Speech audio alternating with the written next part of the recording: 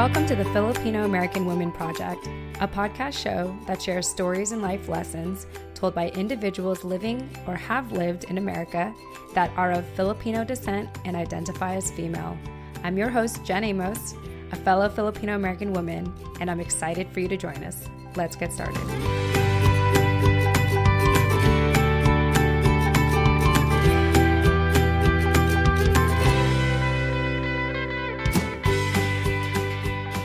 All right, hey everyone, welcome back. Jen Amos here.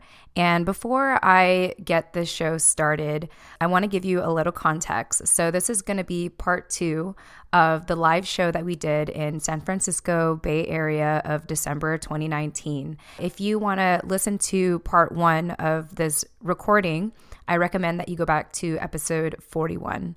So this is episode 42. And now I recommend that you go back to 41 if you haven't listened to it yet. That one is titled, Filipino Isn't Something That You Need to Try to Be, It's Who You Already Are. And I want to give a special shout out to Abby, who actually had said that line in part 1. So go ahead and listen to that. And if you are already caught up, I will try to keep this segment really short. Just a couple of housekeeping. Just like in the first episode, this was a very raw recording that we did. So happened to be a sound studio in my Airbnb in Oakland, California. You're going to hear a lot of things in the background that you would hear when there are many people in a room. So I just ask you to give us grace for that. I hope that this inspires you, that you could share your story unapologetically and in the most raw, authentic way possible. And that's what we really did at this live event. Also, I have to give another shout out to everyone that had attended. So here we go. I'm going to go down the list of names. A shout out to Nani, my co-host. You can find her on Instagram at Notes by Nani. To Aubrey at Optimus, Abby at Sailor Moon 424. Krystl actually had to leave early. You can hear her contribution to our live show in the first episode in part 1, episode 41 of this. But if you want to learn more about her and the amazing work she's doing with her podcast show, check out IG handle at Filipina, that's with an A, Filipina on the Rise. To our amazing historian, Stacey Ann, IG handle Salinas S89. To my good friend, my high school friend, Keane, IG handle What's Cooking Good Looking. And the birthday girl, Jannel at Original. Now, these are all spelt in unique ways, so I highly recommend that you check out our show notes, really the episode notes of this episode, to get their IG handles and reach out to them and engage with them. This show wouldn't be possible if it wasn't for your continuous engagement with us. And so I hope for the second part, you pay close attention and feel inspired to reach out to us on Instagram at The Filipino American Woman or email us at thefilipinoamericanwoman@gmail.com and let us know what your thoughts are. And if any part of this next episode resonates with you in any way. And of course, if this reminds you of anyone or you think that this episode can help anyone, to please share this episode. Once again, I just really want to thank the attendees that came out. Doing something like this, I know for a fact that it's a courageous act to show up. And so I just want to thank you all again for believing in yourselves and really trusting us to provide you a safe space to just open up and speak unapologetically. I love you all. And let's just get into it. I'm done talking now. All right, here we go. I feel like there's all these stories and all these things that people have been teaching me that I'm like, I should have freaking learned this when I was 8, and when I was the reality is that none of us have learned exactly until we, invested in it. Right. Yeah. And exactly. Absolutely. Yeah. So that was kind of like my first initial reaction when I was like listening to yours, and I was like, wow, here are all the, not all the answers, but here are some of the answers I always wanted and asked for and just never bothered asking because I had this experience of someone telling me well, you're not here. You're not important. You're not important to be part of this. Literally someone telling me that I'm not part of the history books, and I was like, okay, but I'm here. So what does that mean? How did I get here? How did I get here? Explain it. Yeah. We're Filipinos like the first Asians to be recorded in history in America ever. Were they? Mm-hmm. Yeah. I didn't know that. Even before Columbus. No, really, I didn't know that. Even before, I learned this through the Filipino American History Month infographics that someone shared, and I was just like, yeah, I mean, even before the railroad was built and the Chinese got all the credit, I mean, not like I'm part Chinese too, but I'm just saying, like, why is our history so compartmentalized to the point where, you know, the people who pick the food, why can the Manongs? Yeah, well, just the people the farm workers, why does, like, you know, Cesar Chavez get all the credit for that when Filipinos, Carlos Bulasan, like, hello, like, that whole story is about him, you know, figuring out, like, just trying to get through that, and it's like, why are we left out as Filipinos, like, out of history completely left out of, and like the Chinese got and the Japanese got like all this credit, well, not credit, but just like attention, like in history, like we learned about that, like because we are like the smallest, like I guess most manipulatable land, you know, like we don't have like an army like like Japanese had an army. I also think that's actually the key, and that's probably a top 3 reason of why we don't learn about Filipino history. We have no political presence beyond being manipulated and being used and being like, you know, as our positioning in the islands as like strategic positioning, like puppeteered. Exactly. Favorite word, Abby. Exactly, and it's like so that like always messed with me personally, like identity wise. It's like, okay, I'm just here to be used, basically. You know? Because Filipinos as like Filipinos as a nation have always just been used and never accredited and never recognized and never represented, and it's just like so true. And that's why this project is so special, because this is like the baby steps towards gaining that recognition and amplifying the voices of the people who like have lived history, lived life experiences. So thank you both so much for the work you do and bringing us together. Thank you for being here. And I want to add It's our birthday. In Jannel's closet. We're going to take another shot.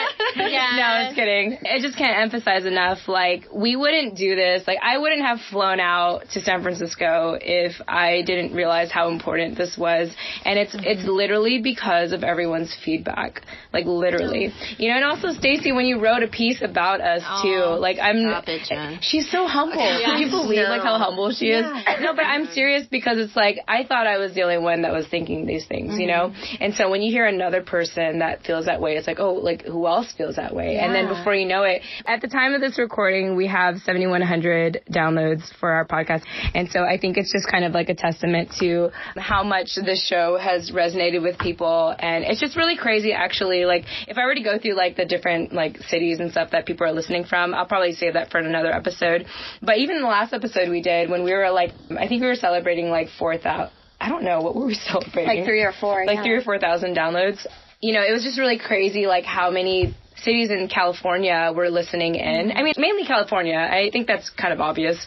But also, like, just in, like, different pockets in the U.S., like Chicago, like, the East Coast, like New York especially. And I think there's a very tiny percentage in Virginia Beach, which is where I live right now. But anyway, I just think, like, it's so beautiful that even though we don't have the answers, like, entirely, I feel like Stacey is, like, the closest at it. Sorry,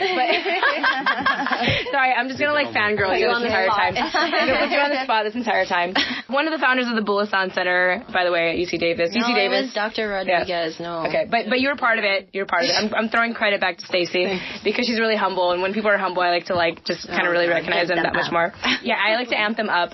But no, it's kind of interesting that, like, we don't know all the answers, but that's our narrative right now, is that we're all coming together and we're all kind of like, wow, you don't know the answer, like, you don't know why you feel like you're not enough, like, you don't know why you don't feel like you're enough.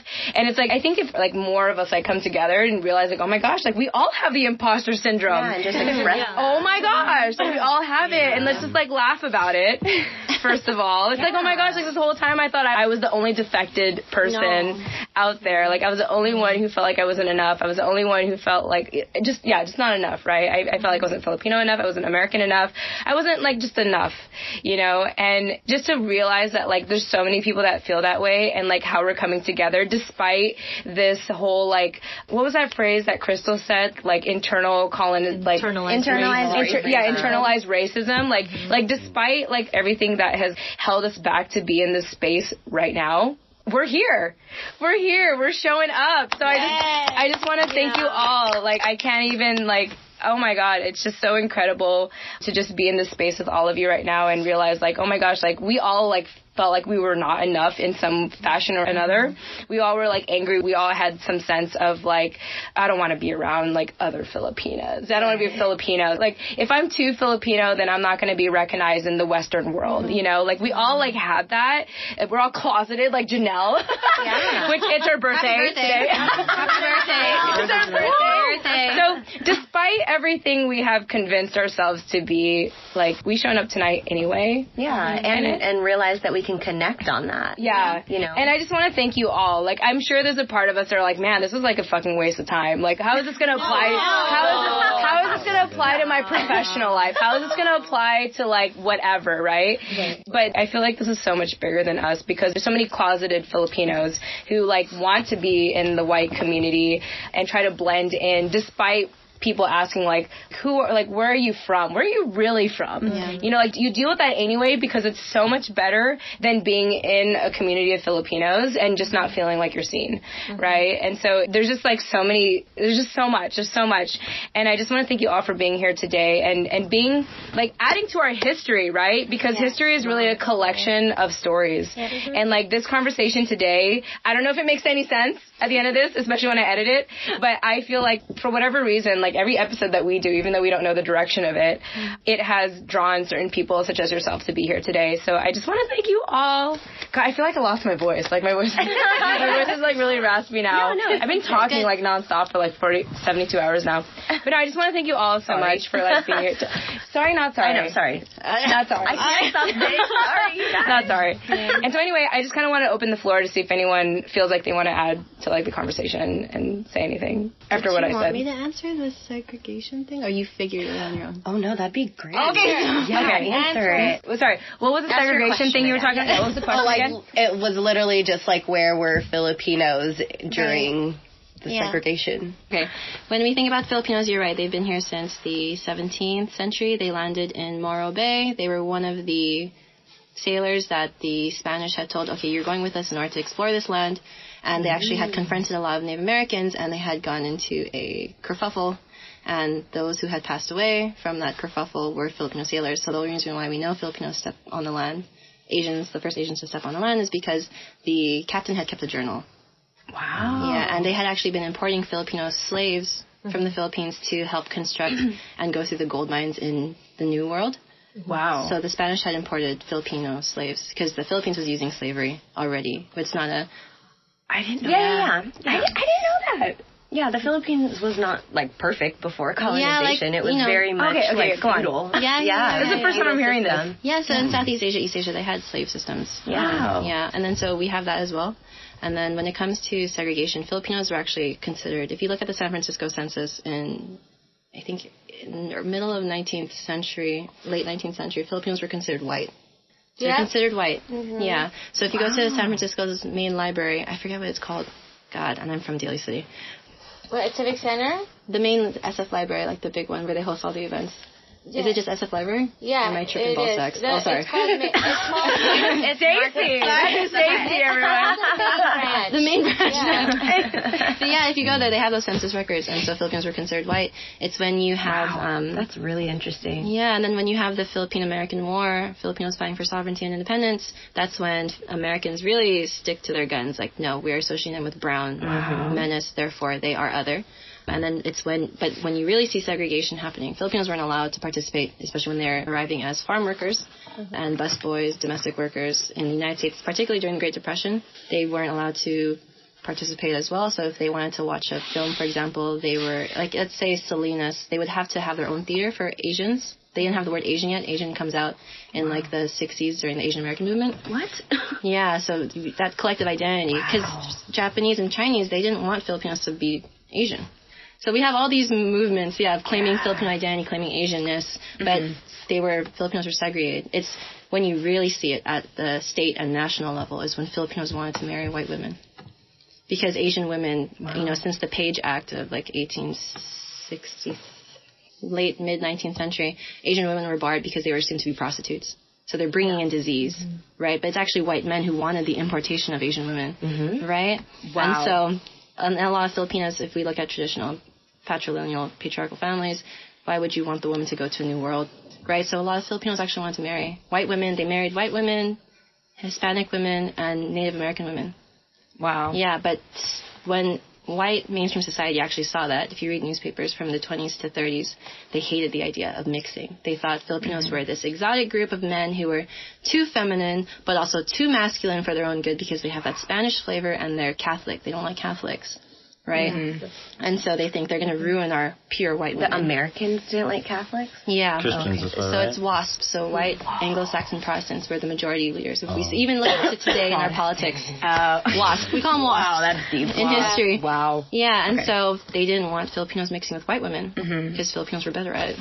And being suave. So if you actually look at primary sources and you listen to oral histories, Filipino men actually donned the entire Western suit, the zoot suit. They knew how to dress themselves up. They knew how to peacock themselves, in essence, and they danced with white women at taxi dance halls in their spare time. So if you can imagine a Filipino worker in his zoot suit, right? He's in the farm all day, 12 to 14 hours. He wants to have a good time. There's no Filipinos here. For every 20 Filipino men, there was one Filipina, right? Wow. That's across for some states as well. So he would want to have a good time. So he actually danced with taxi dance girls who were usually white women. It's interesting how the Filipina woman experience is so different from the Filipino man. Is. Yeah, but we always so in case there's any Filipino men like listening to this, like Keane, if you start a podcast for Filipino men, we love to hear it. Yes. Just saying. You should utilize Stacey as a resource. 1934. Yeah, talk to Stacey. Los Angeles County, a Filipino man rolled down and wanted to marry a woman outside of his race. Wow. And he argued, no, I am not Mongolian, I'm not Mongoloid, I am not Chinese, I'm not Japanese, because they had immigration acts that had deemed those people as non-white. And he argued, no, because I am Filipino, I should be clarified as white, because I don't count as these other Asian groups. They denied him that basis. Wow. The basis was they didn't want him to mix with a white woman. So 1933, 1934, California state law, Filipinos cannot mix outside of their race. If they want to, they have to get out of the state. So a lot of them went to New Mexico, as far as Canada, to get married. So you hear about these Filipino men who drove with their white wives. And this is what year? This is like 1933, 1934. That's when the anti-miscegenation law happens. So Filipinos have been experiencing segregation for a long time. But if you listen to these love stories, these men and their wives, they actually went as far as Canada to get married. Wow. Yeah. As far as Canada to get married. And along the way, they would get beat up. Yeah. And attacked. And they're Hopper kids, they're mixed kids that also experience like the worst brunt of it. If you're a white woman and you chose to marry a Filipino, it's actually called the Cable Act. You were denied American citizenship. You would inherit the citizenship of your husband. Wow. Yeah. And Filipinos were nationals, so they're in between. So you lose. And then your children become nationals as well. That's super just like interesting for me to hear because my mom is white and my dad is Filipino. So if it was they met in, well, I don't know when they met, after that, but not that much longer. Yeah. Wow. After that, like maybe 30 years or something. Yeah, they removed the anti-miscegenation law only because Filipinos participated in the war. Yes. Yeah. So that's crazy. Segregation, but What Filipinos, war? World War II. Okay. Yeah, they participated in World War II by force. Wow. Yeah, they removed the anti-miscegenation law from that. But yeah, it's a pretty sad history. But yeah, because I also have a chapter in my dissertation about the Filipinos who married white women. They're actually elevated in class because they had gotten a white woman as a prize. So you have articles about the white wives having to be Filipina enough in order to be accepted into the Filipino community. And then, and you actually, I followed the census records and where they were. So those mixed families had a higher status in that ethnic enclave. In Salinas, for example, they lived on the other side of the railroad tracks. Wow. And the Filipinos lived in the ghettos. Yeah. In the tent cities. Yeah, the labor camps. So crazy. So yeah. That's a lot of information. Yeah, I know. Which is great because you can replay this. We're all going to have to listen back to that. Chapter 2. And also it's homage to my fiance because he's also half Filipino, half Italian American. And so, like, what happened to these mixed race kids? Yeah. Because they either choose to claim their identity or they're forced to stay in between because they don't know what to do. Right. Or they choose the Filipino side. And that's not fair, forcing a child to pick. Mm-hmm. Right? And we don't never hear the woman's side of the story as well. So yeah, that's a chapter in my dissertation about the mixed race children and the white wives, or the Mexican wives, because Mexican was also considered white.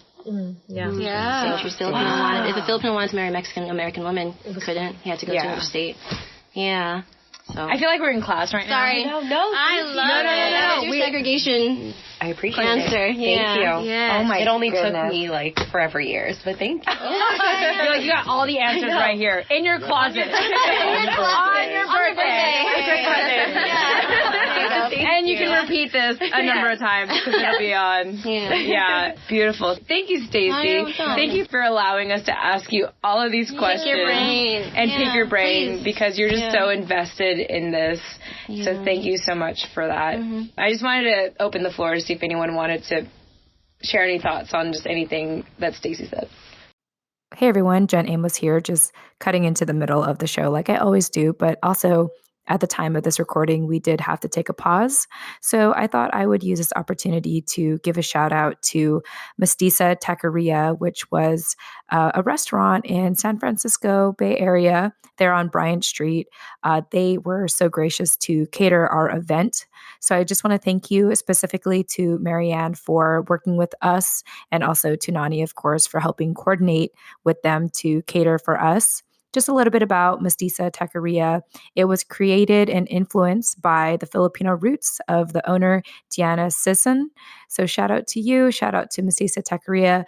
Really encourage you all to learn more about them, especially if you're in the Bay Area, and check them out. And if you want to learn more about them, check them out in the show notes. All right, let's get back into the interview. Anyone? Do you have any other questions? She's here. I'm here. Yeah. I'm like so overwhelmed by that one answer. I'm like, I don't even know if I have any right now. I mean, I think that it ties into, or not ties into, but if you look at like the reason why we're all here and all of our stories, like it's very much connected to that. In different ways, obviously, for everybody, because we all have different backgrounds, but that explains so much. I mean, at least for me. Sorry. Oh, beautiful. Yeah, thank you. So why do we say sorry so much? Don't ask me. Beautiful. Well, I just feel like we had such an awesome conversation today. I'm just curious because you all made time to show up today and be here. So I thought we would either wrap up or let's see where this conversation goes. But I kind of wanted to just go around in a circle and just share like the real reason why you showed up. And, like, if you feel like you got what you wanted out of showing up today. Does that make sense? Yeah. Okay. So let's take a moment to think about it. I'll start because I'm in a talking mood now. Okay. Well, I came out, I mean, there's a lot of reasons. Why am I closing my eyes? Maybe I get more into it when I close my eyes. Close your eyes. Close your eyes. Because when I close my eyes, I'm going to sing a song for y'all. Because we're in a music studio. I feel so compelled. Yeah, no, I'm kidding. I'm not going to sing. Happy birthday. Only at karaoke. Yeah, I like sing when I'm drunk at karaoke. That's it. That's the only rule. So if anyone wants to hear me sing, drunk karaoke is going to be the thing. I'm celebrating my birthday tomorrow at a karaoke bar. You should come see Oh, there. girl. Where? Okay, message me. DM me. Don't tell everyone. Everybody come, because everyone's going to show up. Yeah. No, this episode will be available like mid-January. I know already. So like, yeah, because it's just on the schedule and like how the other episodes are coming out. I know it's going to be mid-January. But anyway, I feel like the reason why I came out is I want to kind of like just share a story of actually like, you know, Keane was sort of a part of this, but when I was in high school, I was a freshman at Eastlake High School, as Keane knows. And at the time, there was another high school that was opening up. It's called Otay Ranch High School. So this is in Chula Vista, California. So shout out to anyone in San Diego.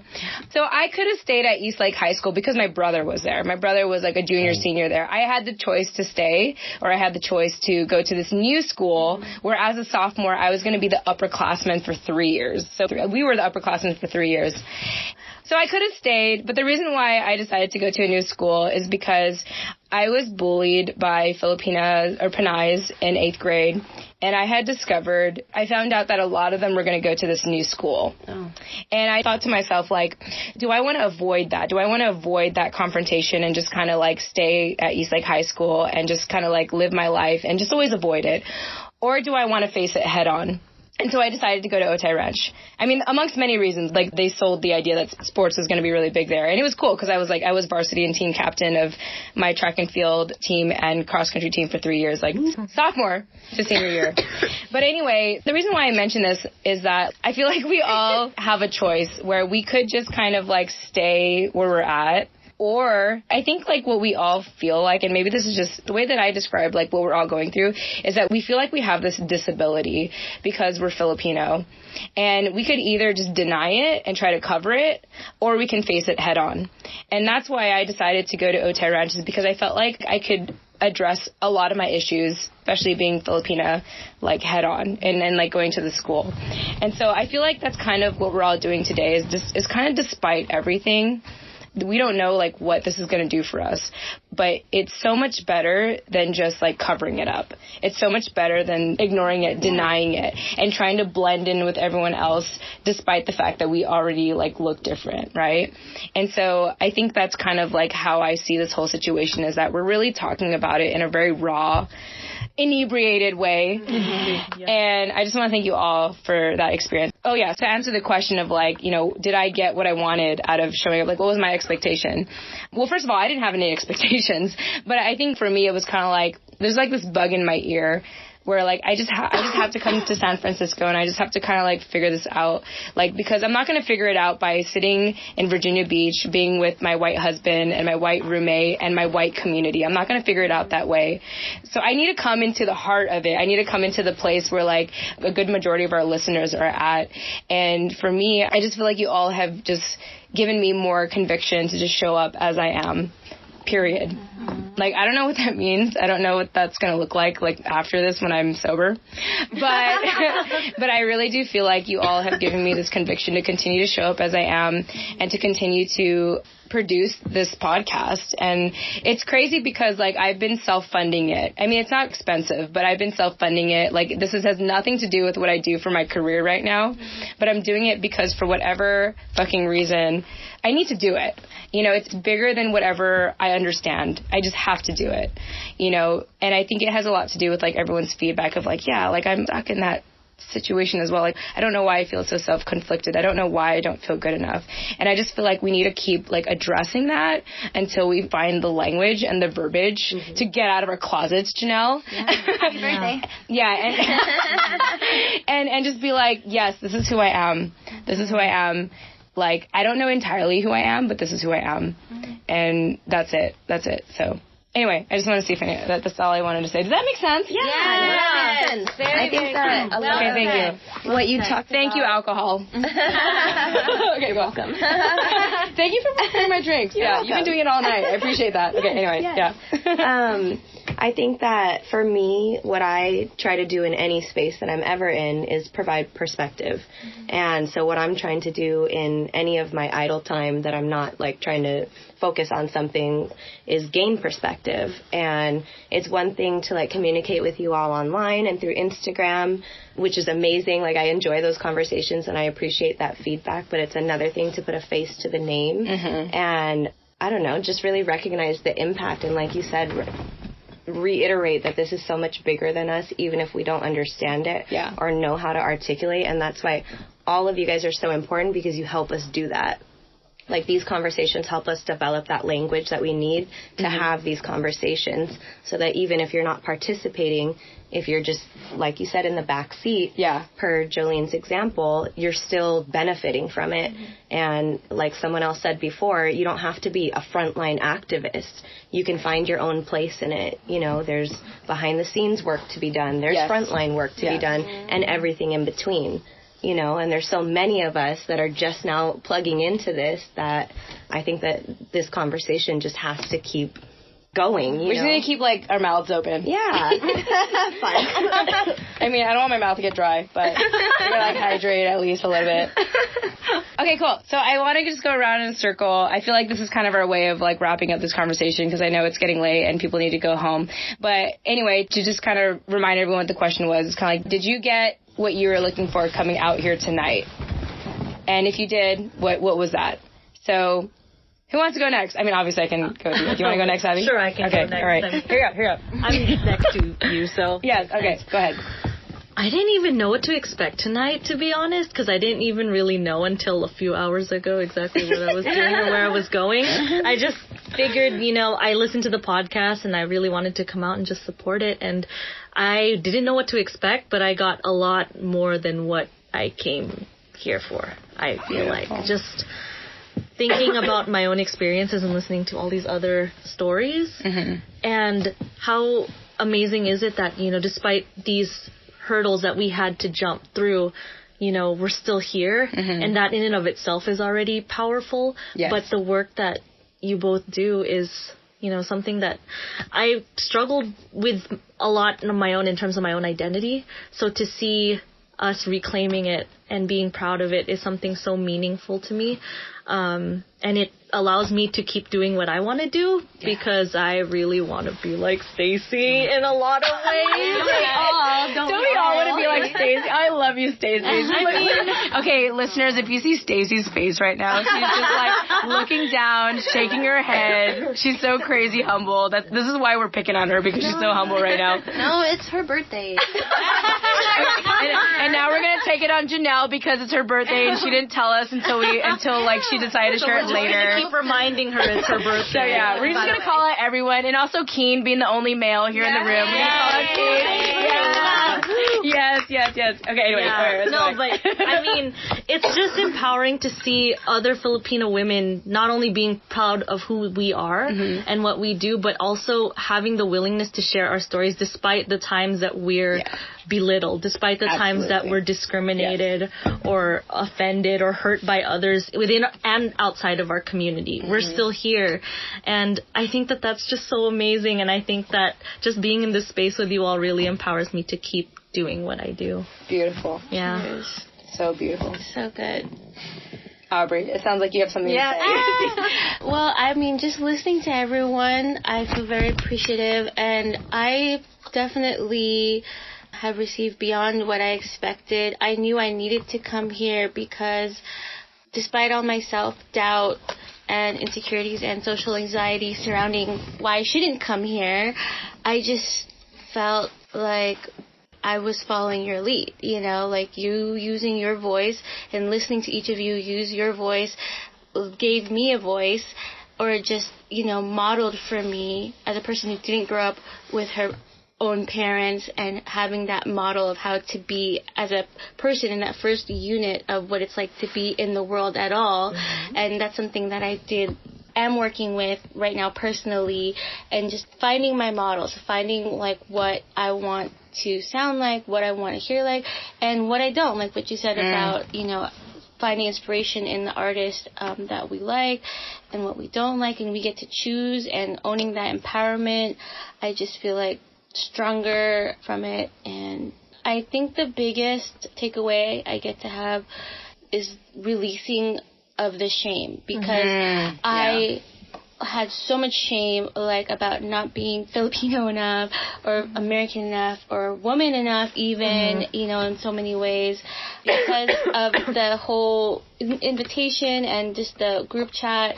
And you were like, I don't know about mics. And I was like, I don't either. I just wanted to offer it. And we're not even using a mic. I know. And I only offered it because of, like, a criticism that I had that was like, okay, when I listen to the podcast, I can't hear well, and I wish if I could help this podcast, I want to help it. So if, like, maybe there's someone else out there who can't hear as well, no matter how loud I turn it and put it, it's just, like, very cloudy. And obviously, like, I'm not knocking it. I still listen to it, and I'll take it for what it is, cloudy and whatever, because it still brings me a connection that I've never been able to have before within myself. So thank you all. And I'm just, yes, definitely leaving with so much more than I came with and expected. So. And I appreciate you saying that, because I feel like my purpose here doing this podcast is just to be a mirror for everyone else. It's like, I mean, I could totally talk about myself, but this show's not about me. You know, of course, like, my story adds to it, but ultimately it's just like being that mirror for other Pinays to see themselves and to realize that they are good enough, you know, like, they're validated and they have a voice and they need to speak up.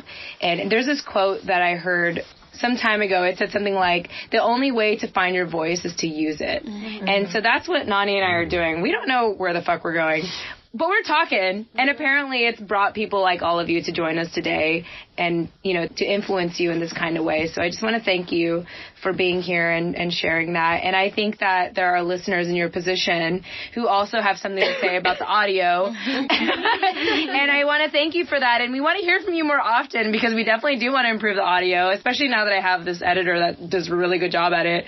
But yeah, I think from here we're just getting better. Yes. We're getting better. Absolutely. And we're getting better because we realize that people are listening to our stories. You know, the primary goal was just to document the stories.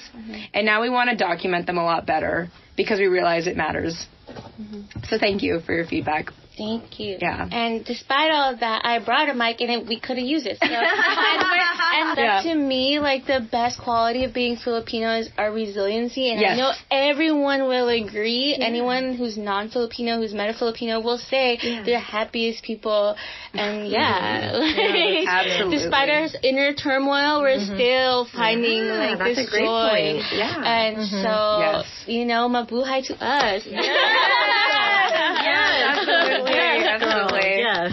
Okay, does anyone else want to chime in on that?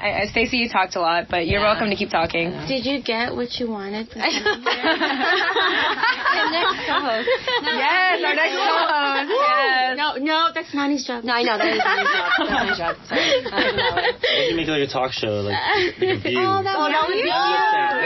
could. We'll work toward it. We'll work toward it. Yeah, 2020 is going to be an exciting year. Yeah, because I was just expecting sisterhood.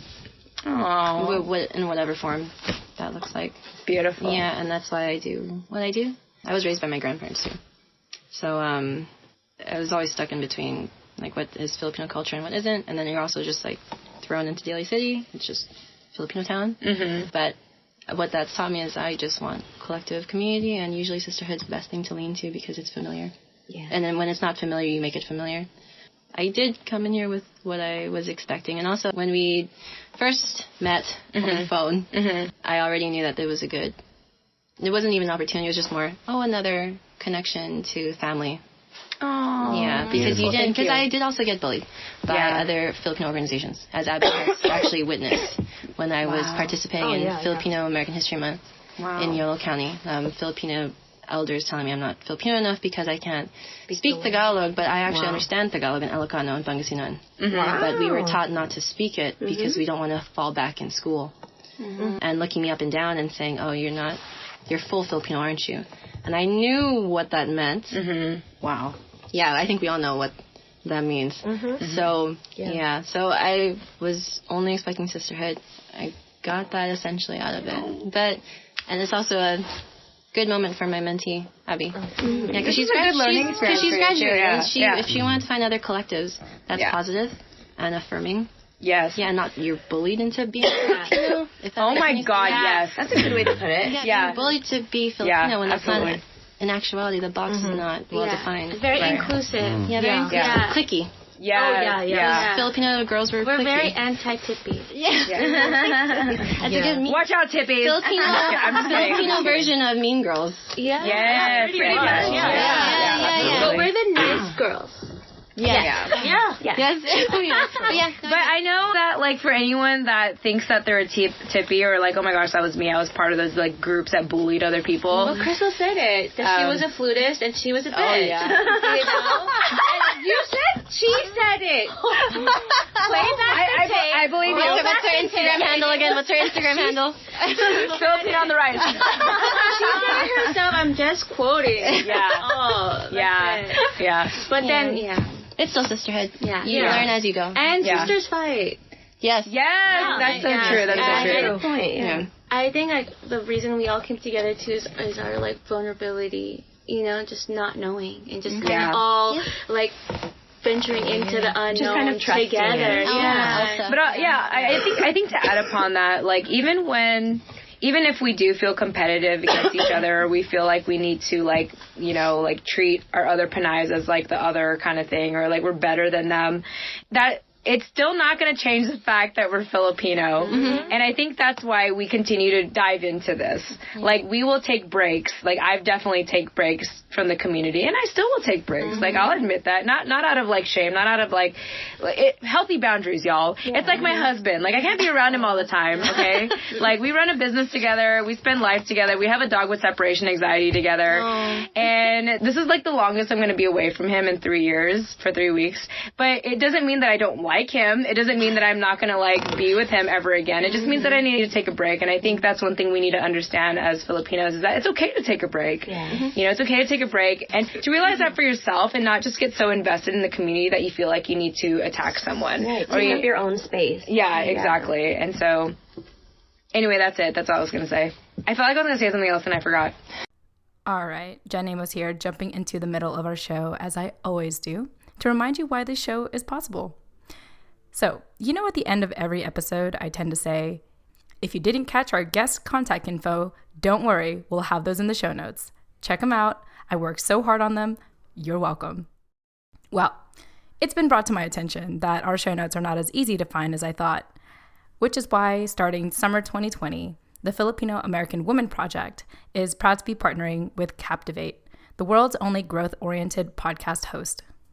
Captivate is created for independent podcasters, designed from day one to help you to focus on audience growth and the expansion of your audio influence. One way that Captivate makes our lives easier as independent podcasters is by taking the guesswork out of making a website for your show. That's right, a website for your show. So listeners, starting summer 2020, finding our show notes will be so much easier. All thanks to Captivate. You're welcome, as always. If you're about to start podcasting or are getting burnt out from all the extra work of producing one, like building a website, consider a 7-day free trial, that's right, free, with Captivate by visiting thefil-am-woman.com. That's the Fil-Am, short for Filipino American Woman.com. Or, check out our show notes in the meantime, which is in the details section of each episode. Once again, you can visit thefil-am-woman.com or visit the details section of this episode. Anyway, Keane. Anything else, Stacey? You just want to... No, that's it. Okay, cool. I kind of want to ride off of what Stacey was saying, but I want to start by saying when I came here, I was really in the mood to see like behind the scenes. I haven't been too involved with many podcasts or live discussions, but I'm diving headfirst into it. So I was just drawing as much information I can on the tech specs. But what I found and didn't expect was, sisterhood. Yes, Keane. Yes. I have one brother. I never had any sisters. Oh, wow. Well, now Are you younger or older? 6. I'm the younger brother. You're younger, it's okay. Yeah, so I never knew you had an older brother. That's right. In the 15 years that I've apparently known you. You don't know a lot about me, actually. Yeah, I'm gonna learn more about you tomorrow as we hang out. Okay, anyway, go on. Yeah, and that's the whole point of me actually really getting on to opening myself up and allowing myself to be vulnerable and to let that voice ring in the form of my own channel through the medium of food and get-togethers, because that's really where it is for me. It's I got into the food industry, realized that food is life. Food is also like money. Literally. Yeah, food is money, so you can turn it into something. And one of the knowledge bombs I would drop from school is that the great chef Brown would tell me that time, which we all have, time is an ingredient. Yeah. You can't cook a recipe unless you have time for it. Yeah. So when you combine time and food and money, I can't stop. And that's why everything I'm doing, even just the social bonding, I'm thinking about the next time I can, serve dinner to you or like we can get together. It's always around food, just like we have in the other room. You're gonna be like our personal cook when I'm in town again. This is what being young. I know that in this day and age, it's been so like complicated with food. We have Impossible burgers. What's that even mean? Yeah. And like, why do people still buy it when it still tastes like crap? But there's a ton of conversations around food that I'm willing to be explicit and put myself into. I might make enemies out of giant corporations because I'm going to talk about things that they don't want the people to talk about. But it's the truth, and this is what the whole community, the whole sisterhood, brotherhood, the collective is about. It's about sharing these truths and moving forward from it, just as much as it is to find out about our own identity and sharing that, I'm not the only one that feels that way. Yeah, absolutely. It's a great weight off of everyone's shoulders. I think for a lot of us it starts as like a personal investment or a personal journey, and then once we find all these other people that that are so relatable, then it becomes like the responsibility aspect, Yeah, absolutely. So y'all's is my community, and I hope to cook for you again. Yeah, soon. You can cook for us anytime. Yes, Keane lives in the city, so hit him up. Check out the show notes. Show notes, you're welcome. Find his IG handle. Yeah. Anyway, thank you, Keane, so much. Oh, thanks for having me. Yes. Birthday girl. Birthday girl. So the birthday girl. Jannel's Closet Podcast. Jannel, what do you have to say? What's going on? I don't really know what I was looking for besides like what I mentioned earlier and feeling like this sudden responsibility to like figure things out really quickly. Yeah. I think I just like I don't know what I wanted out of this, and I don't know. That's okay. I don't feel like I've had time to like process this whole entire conversation. I know. You're probably gonna like process this like 6 months from now, I'm gonna and be like, "Oh my God, Jen, I realized." In a car, when you get home, you're gonna be like, "What I got out of this." Yeah, can you add this to this? Yeah. But I've been talking a lot to my therapist, actually. So I didn't tell any of you guys this, but I was the first person both sides of my family to be born in the United States. Wow. So I feel like there's just like all these like added layers of like responsibility to like figure things out on my own. And a lot of my sessions are me just being like, I am tired of trailblazing and doing this alone. Yes. And figuring it out all by myself. And it was really hard going to a university that was largely nursing students and knowing like that's where I was supposed to be and that's what I should be doing. And I think that one of my things when I was searching out like other people in community of people who like didn't take traditional routes, and not to say that that's like a bad route to take, but I kind of felt like I was doing it on my own and that no one else was doing that, especially because I was surrounded by so many people who were taking the traditional route, and all my roommates were nursing students and all my like best friends were nursing students. So it was just like really rough for me. And I think that has been like my biggest, like, there has to be other trailblazers, like there has to be other people who are doing this with me, and it's not just like a me thing. And I have like gained a lot of insight listening to this podcast and realizing like it's not just me. There are a whole bunch of people who've taken on their own route and their own journey to wherever it is that they are now, and I've had a lot of like solidarity and feeling like I'm not alone. Yeah, absolutely. From complete strangers that I've like never met. So I don't know what I wanted out of this night, but I'm really happy that I showed up. And I'm really glad that I'm here, and that whatever it is that happens after tonight, who knows?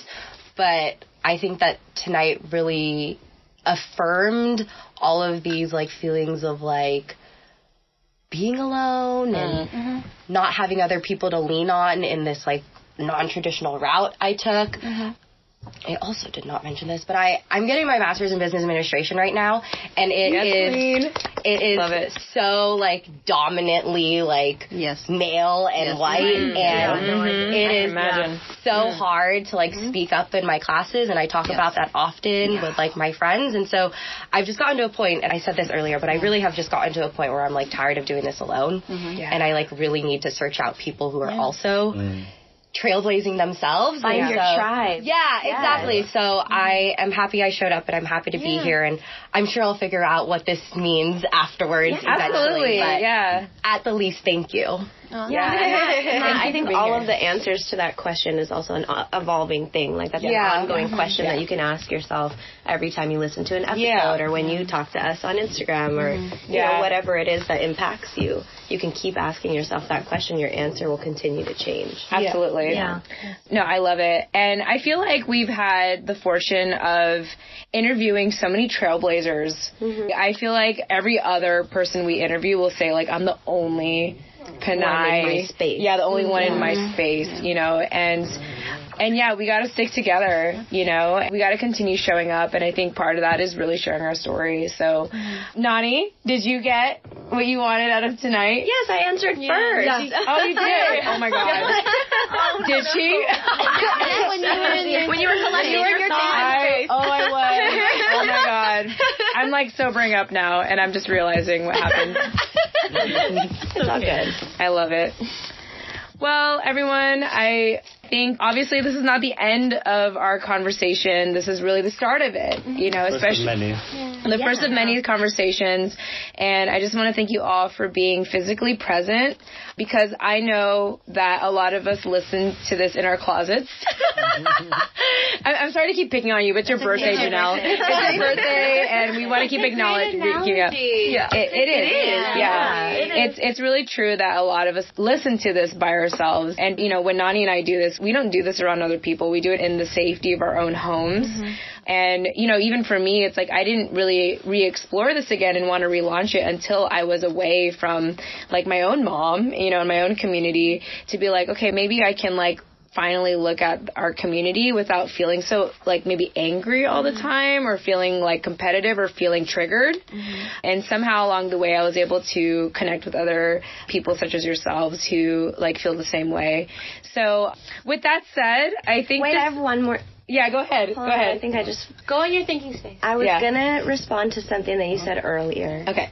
About how Filipinos have always just been used. And that, like, the way that you talked about it kind of gave, like, a very macro view of that. But I felt that on a very, like, personal, internal level, even in my own relationships with, you know, romantic relationships, friends, family. I've always felt like my only purpose in those relationships is to serve people. And that's just kind of the, like, role that I've taken on. And what I get out of this is, like, oh, maybe, like, this happened really, like, on the fly, the way that we agreed to co-host, and now we're here and whatever, and, like, I have always been in my head about it, like, whatever. But to be here in this circle and hear you guys talking about what it means to you helps me know that, like, even if it makes me uncomfortable, I have to do it, and I have to push myself, you know, so thank you guys again. Yeah, beautiful. Well, I thought that we would wrap up, and I'm going to go around a circle again, because we're all here, so why not? Why not put you all in the spotlight? We just want to really maximize this time. I don't want you to leave. In this, like, studio of all places. Another question. No, I do want to wrap up by everyone going around in a circle, and I do want to start with you, Abby, because you're next to me, and I think Nani and I will wrap it up. But after this whole experience, and I know it's a lot of information, but what do you think is, like, the next step for yourself? Like, after tonight, what do you think you're going to, like, do next? And so we can take a moment to think about it. And, like, Abby, when you're ready to share that, like, by all means, like, go ahead. Go ahead and do that. Okay. At the time of this recording, I graduated from UC Davis. Congratulations, by the way. Literally last week with a bachelor's in history and a minor in both Asian American Studies and education. Wow. I'm submitting an honors thesis that includes Filipino American history and sort of the real legacy of Cesar Chavez. And so being under the guidance of a really amazing mentor, I want to keep writing our stories because they matter. Yes, absolutely. We matter. Yes. You know, and I know I've said this multiple times in other conferences, but I really do believe that Filipino American history is not just a facet of American history. It's a part of American history. We are a part of this country. We're part of this society. And so for myself, I really want to keep writing those stories as I keep witnessing all these great, you know, amazing things happening around me. I want to be the one to write it and to share with others, not just within our community, but in the spaces where we weren't originally welcome, that we matter, and to keep sort of pushing that pushing that out there. Yes. Oh, thank you. Yes. You need it. We're gonna interview you next. You're gonna be on our show. I know. We're gonna reach out. Do an invite. Yeah, Abby, you're gonna be on the show. It's beautiful. Yes. So good. Yes. I don't even know. My breath is taken away. Like that's what I want to do, but I have no qualifications. But I don't know what I want to do. I feel more confident in myself, but like right now, I feel like really excited and just really like woken up, and I don't have a plan. But good. You woke up. The next step for me is to keep the conversation going, and with less shame, because like the manang at the fast food window, like I interact with so many Filipinos all the time, every day, and I want to just be like, I don't want to just be like, you're Filipino too, but I just want to, like, I feel like it already happens. Like, we already know, we're already out here. But I just feel like I just want to say, like, it's okay or something. I don't know. Is that corny? Like, no. So this is like all the self-judgment, everything comes in, like, when I try to show up in the outside world. Like, here I am here with you, where you guys are all affirming me, but in general, like, I hold so much like shame about who I am, and it's like, at least after tonight, my plan is just to go out there with like less shame and just be. Hey, that's big. So for me, that's huge, because I don't feel used anymore. I feel like I am useful, and I want to give what I have instead of feel like I'm being taken advantage of, but to like step into the world more empowered and just present and okay and proud, and I'm good. Beautiful.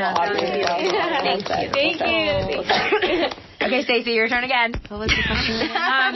Action steps. What do you think you'll do after this? Finish my PhD. Yes. Oh, yes, girl. Doctor. Yeah, hopefully. Such big things. And then continue preserving our Filipino history, Fil-Am history, Filipino history, and just, I don't know, having some sort of substantial aspect in the legacy of what my grandparents and my great-grandparents and my parents had to go through just to stand here.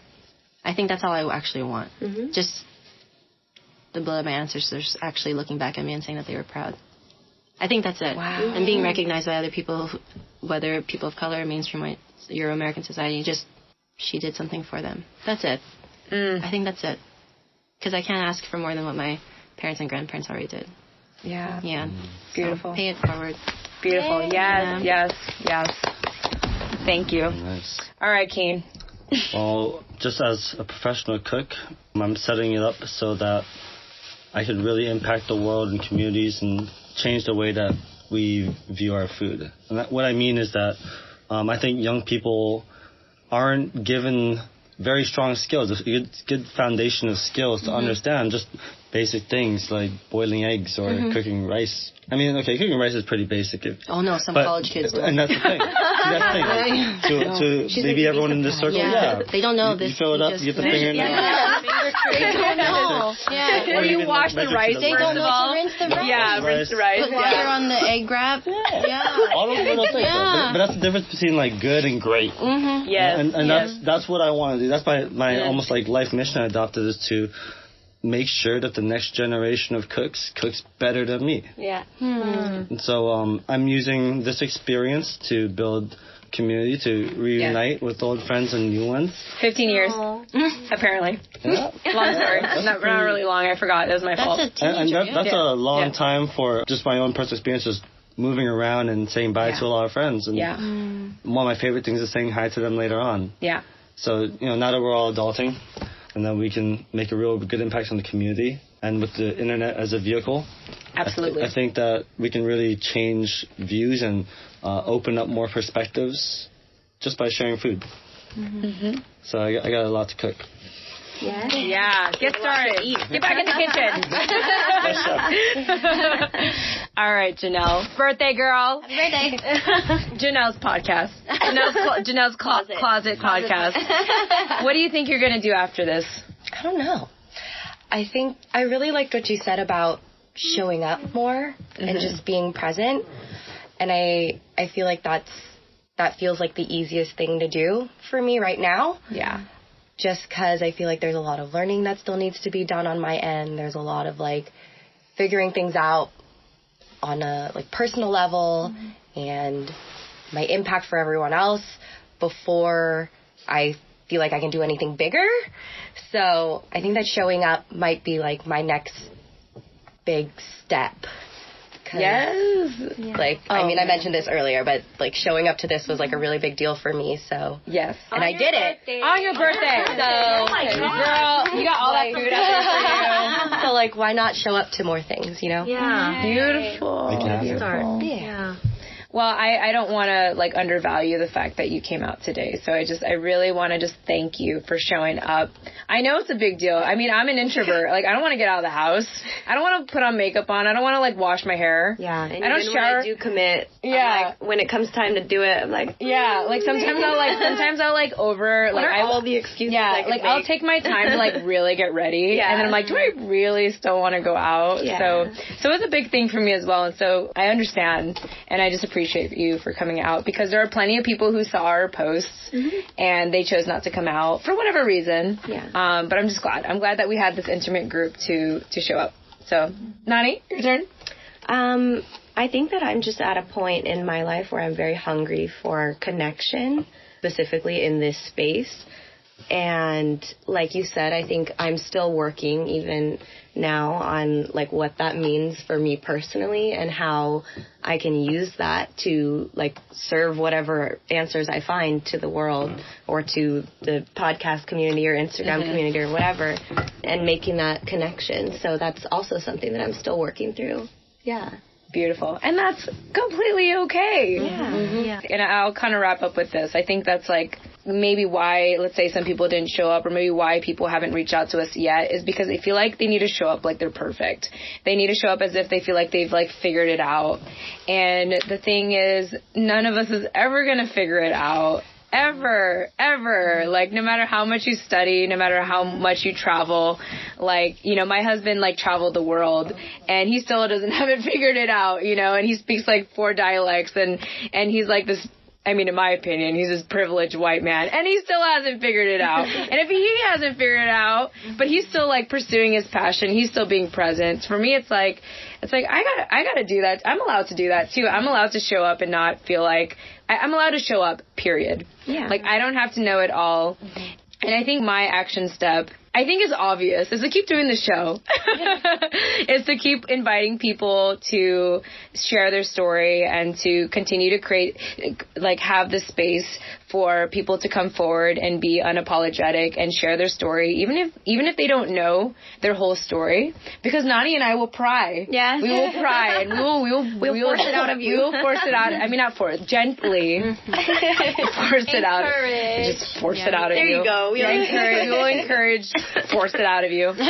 No, we will do what we can, because, like, we understand how difficult it is to, like, speak up. And I've definitely been in those situations. And I was telling Nani about this even before this all started, of, like, where I've been in situations where, yeah, I too was, like, in those situations where I was the only dark-skinned person in the room, and it was like a culture shock, and I didn't realize how much it'd be a culture shock till I was in it, you know. And sometimes you just realize, like, wow, like, I really do stand out. Like, whether I try to hide it or not, I'm going to stand out whether I like it or not. And I just need to take that moment to, like, embrace that and, like, figure out how to, like, navigate through it. So, yeah, I think my next action step is really to have an episode after this and to just keep going, and to also encourage any of our listeners who actually, like, stuck through this entire interview, by the way, or, yeah, this whole episode. It's probably, like, 3 hours, probably. But some people have, like, our drunk episode of 2.5 hours. Thank you for listening and hearing us talk about Pop-Tarts and McDonald's and whatever else and Archipelago. And, oh, God. Don't bring that up. I still can't say it. Yeah, yeah, it's okay. It's like how I can't say compartmentalize.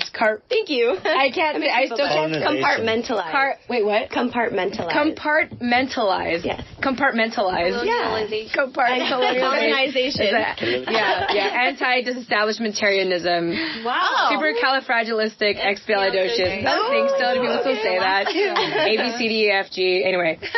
Anyway, with that said, I just want to thank you all, to our listeners and to everyone here today for joining us. And if you all felt moved or compelled by anyone who has been on the show today, we'll have your IG handles in the show notes, like I said a number of times already. Thank you, Jen. Yeah, thank you. Yeah, thank you all so much. It's been such a gift. And also to our listeners, thank you so much for listening and continuing to validate us and sharing our shows and encouraging other people to listen. I'm never good at ending this. Remember? I'm never good at editing. We always edit this part out. I'm always at this point where I try to close it up and I can't. Yeah, find some pocket answers. Yeah, I do. Okay. What do I say? We have to Should I end it? We have to come up with an exit line. Yeah. Or, I'm sure you guys are tired of us going around the circle, but we could just all say bye. Yeah. Okay, all right. With that said, we want to thank you all so much for listening, and we look forward to speaking with you in the next episode. Tune in next time. Notes by Nani. Oh, yeah, that. Yes. Thanks. Bye. Bye from Optimus. Bye from Selena's S89. This is What's Cooking Good Looking. Aloha. Bye, y'all. This is Jannel at Original. Yes. Awesome. Okay, bye, everyone. We're done. We're sobering up now. We're hydrating. Okay, bye. Cheers. Bye.